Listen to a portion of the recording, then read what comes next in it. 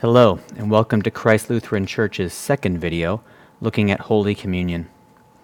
In the previous video, we focused on the amazing elements that are present in Holy Communion. We learned that even though you can't see them with your eyes, we hear with our ears and believe with our hearts the words of Jesus, that his body and blood are present in Holy Communion. What this means is that just like for those first disciples present in that upper room on the night before Jesus died, Jesus is with us. His body and blood show up. And so in a very special way, we have a connection with Jesus in Holy Communion. When we believe the clear and simple words of Jesus, we know that in Holy Communion, Jesus is with us. Maybe you've heard this special name for Jesus before, Emmanuel. God promised hundreds of years before Jesus was born that we would have Emmanuel with us. This is a promise about Jesus, because Emmanuel means God with us. So because Christmas happened, because the Son of God took on human flesh, humanity has been blessed to have God with us.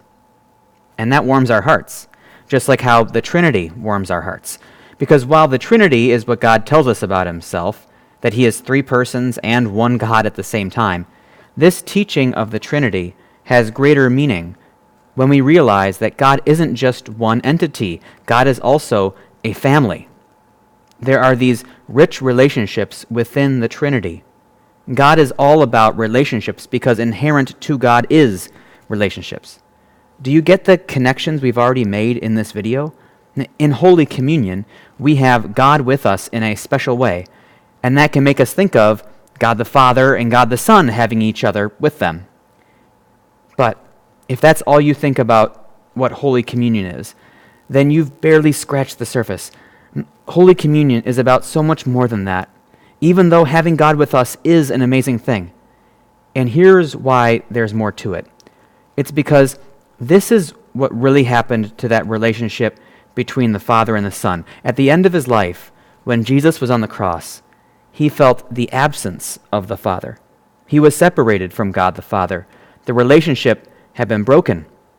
The Son didn't have the Father with him. And why? It's because of what this one who was with the disciples was about to do. Jesus was about to take their sins upon himself.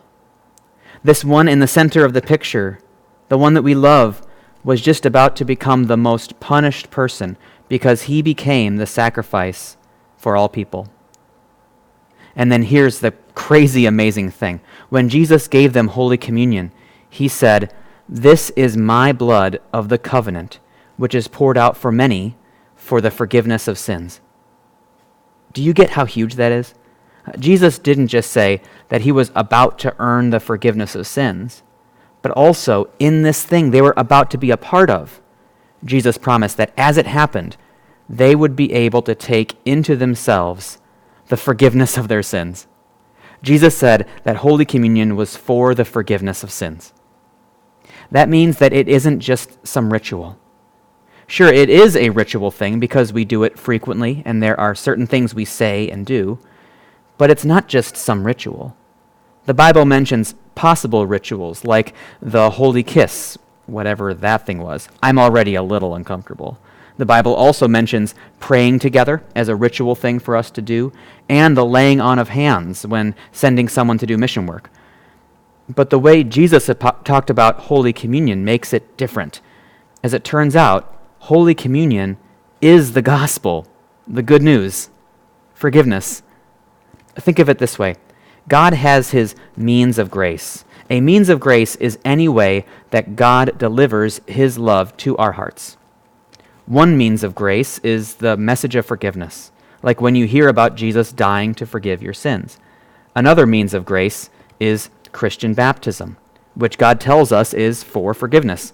And the final means of grace is Holy Communion, which, as we have seen, based on the words of Jesus, is for forgiveness. And since the last two are rituals, they have a special name. They are sacraments. That is just a word the Christian church has used for these two good news rituals. Now, why does all this matter? Well, think about the person who hasn't been coming to church. In fact, it's been a long time. And they spent years growing up in the church, being educated on what the church teaches, so they know they should have stayed connected to church and connected to Jesus. But they didn't. And now they realize that they need to come back. But by now, they've covered themselves in so much sin and worldliness, they're confused, and they don't know what's really going to help them. So they reach out to you, a Christian friend, and they ask if them going to Holy Communion is a bad idea, since they feel so torn up about their sins. They say, I can't be part of something as churchy and pure as this important church ritual. But what's the truth that you get to share with them? The truth is that the ritual of Holy Communion was made specifically for people who are sinful. It was made for them. And it was made for us to give us exactly what we need, God's forgiving love. Here is your home activity. Read Isaiah chapter 6, verses 1 through 8.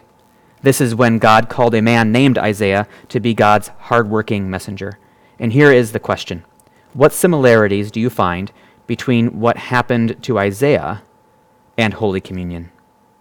That's all for this time. God bless.